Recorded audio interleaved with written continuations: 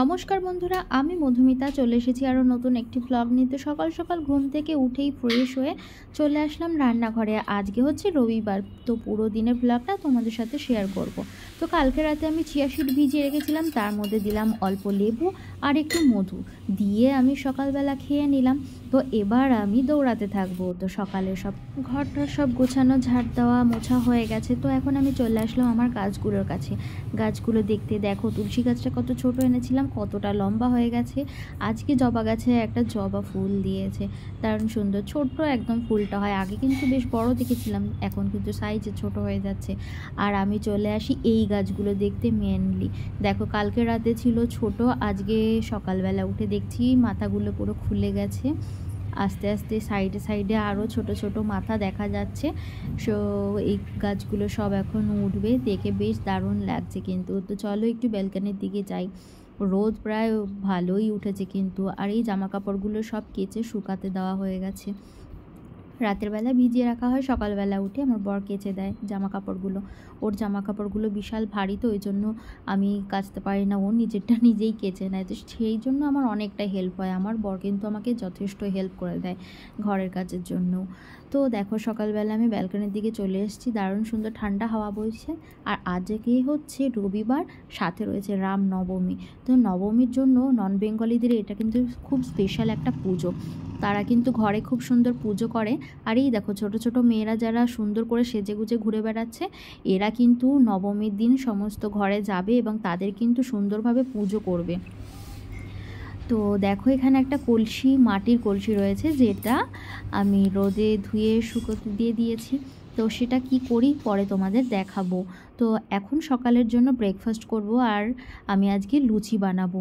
অন্যান্য দিন কিন্তু আমাদের রুটি, পরোটা এগুলো আমি করে দিই সকালবেলা, কারণ দুপুরে টিফিন খাবে তখন ওই ময়দার লুচি খাবে দুপুরে টিফিনে, সেটা কিন্তু ঠিক না। সেই জন্য অত তেলে ময়দা দিয়ে লুচি টুচি করে দিই না। তো আজকে রবিবার বলে ঘরে রয়েছে, তো আজকে ভাবলাম চলো একটু লুচি বানানো যাক।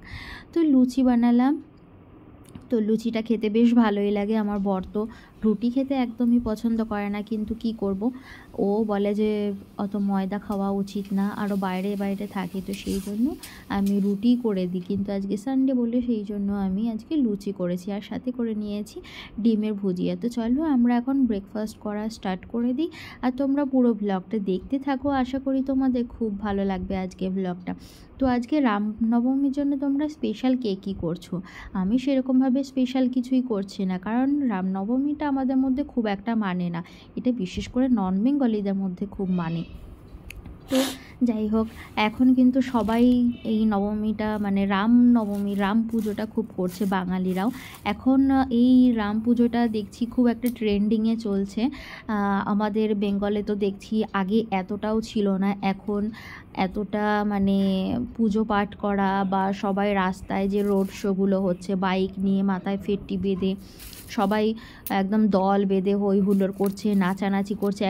একটা মানে খুব ট্রেন্ডিং একটা সং উঠেছে, যে রামের যে একটা গান হয় তোমরা জানো, সেই গানটা লাগিয়ে সবাই দুমদারাক্কা খুব নাচছে।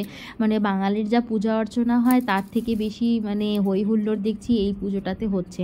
মানে রোড শোয়ের জন্য কিন্তু এটা ফেমাস হয়ে গেছে এই পুজোটা, খুব সুন্দর দেখতে, কিন্তু বেশ ভালো লাগে। যাই হোক, এটা এখন একটা ট্রেন্ডিংয়ে চলছে। আগের বারও দেখলাম, এবারও দেখছি। যখনই আমি ফেসবুক খুলছি সবার স্ট্যাটাসে দেখছি রোড শো করছে, সবাই যাচ্ছে। যাই হোক, আমি এখন পুজো দিতে চলে এসেছি, স্নান করে রেডি হয়ে এখন আমি পুজো দেব। আর পুজো দেওয়ার জন্য চলে এসেছি আমার গাছের কাছে। এই একটা জবা ফুল আমি নিয়ে যাব। তো জবা ফুলটা দেখতে বেশ ভালো লাগছে। আর এখানে গাছগুলো আবার দেখলাম দুপুরবেলায়, এখন দেখো আরও একটু বড় হয়ে গেছে, বেশ সাইজটা বড় হয়ে গেছে।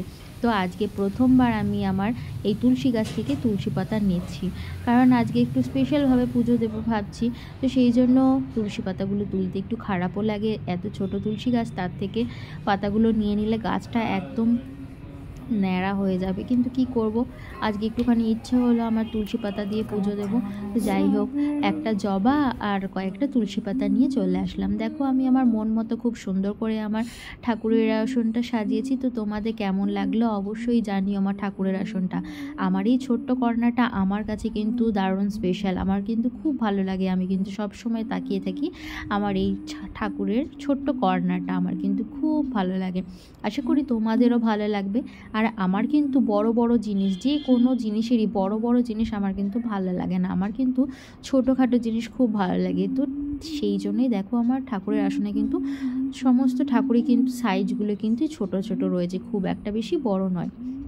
কারণ আমার খেলনা বলতে আমার পুতুল খেলনা অনেক কিছুই রয়েছে, সব ছোট সাইজের জিনিসগুলো আমার কিন্তু ভীষণ পছন্দ। সেই জন্য ঠাকুরগুলো আমি ছোট ছোট নিই, সেগুলো দেখতে আমার মনে হয় যেন অনেক বেশি কিউট লাগে। তো সেই জন্য আমি এই ছোট ছোট জিনিস নিয়ে সাজাই, আমার খুব ভালো লাগে, মনের মতো হয়। তো চলো আমি পুজো দিয়ে নিই এখন। আজকে হচ্ছে নবরাত্রি। নবরাত্রির দিনে নন বেঙ্গলিরা 9জন কন্যাকে একসাথে পাশাপাশি বসিয়ে খুব সুন্দরভাবে ঠাকুরের মতো করে পুজো করবে। তাদের পা ধুয়ে দেবে, পা মুছিয়ে দেবে, ফুল দিয়ে পুজো করবে, তাদের জন্য নানান কিছু রান্না করবে এবং নানান রকমের গিফট দেবে। এটাই হচ্ছে রীতি। তো পুজো আমার করা হয়ে গেল, আর এখন আমি চলে এসেছি দুপুরের রান্নার জন্য। আর দুপুরের রান্নার আগে আমি চলো গাছে জল দিয়ে আসি। তো গাছগুলোতে জল দিয়ে নিই, প্রত্যেক দিনই একটুখানি করে জল দিয়ে দিই হালকা হালকা। আর রান্নাবান্না আমার কমপ্লিট হয়ে গেছে। তো রান্নাটা আজকে তোমাদের সেরকমভাবে দেখাতে পারিনি। তো রান্নার মধ্যে দেখো এইসব রান্নাবান্না করেছি। তো দুজন এখন খেতে বসে গেছি। তো খাওয়া দাওয়া কমপ্লিট করে এখন একটু রেস্ট নিয়েছিলাম, আর রেস্ট নেওয়ার পরে বিকেলবেলা একটুখানি বেরোলাম ব্যালকনির দিকে। আর ব্যালকনির দিকে বেরিয়ে আগে ফার্স্টেই তো আমার ঘরের সামনেই রয়েছে গাছ, আর এই গাছগুলো দেখবো। কুমড়ো গাছগুলো দেখো এতটা বড় হয়ে গেছে, দেখতে কিন্তু বেশ ভালো লাগছে। তো মানে এই গাছগুলো দেখে আমার উৎসাহ যেন আরও বাড়ছে। উফ, কত সুন্দর লাগছে, সব সময় এসে আমি দেখি। যাই হোক, এখন সন্ধে হয়ে গেছে, কি করব। তো একটু নেল পালিশ পরি, অনেক দিন নেল পালিশ পরা হয়নি, খাওয়া হয়ে রয়েছে। আর পরেই বা কী করব, সারাদিন ঘরের মধ্যে একা পড়ে থাকি, ওই জন্য ভালো লাগে না। চলো এই নেল পালিশের ওপরেই আমি নেল পালিশ পরে নিলাম। সারাদিন ওই বাসন ঘষতেই তো সব নেল পালিশ উঠে যায়, আর যত সবজি পাটি কাটি তার জন্য ওই ছুরির মধ্যে অর্ধেক কেটে কেটে নখও বেরিয়ে যায়, নেল পালিশও বেরিয়ে যায়। তো তোমরা কি করো অবশ্যই জানিও। চলো টাটা, বাই বাই।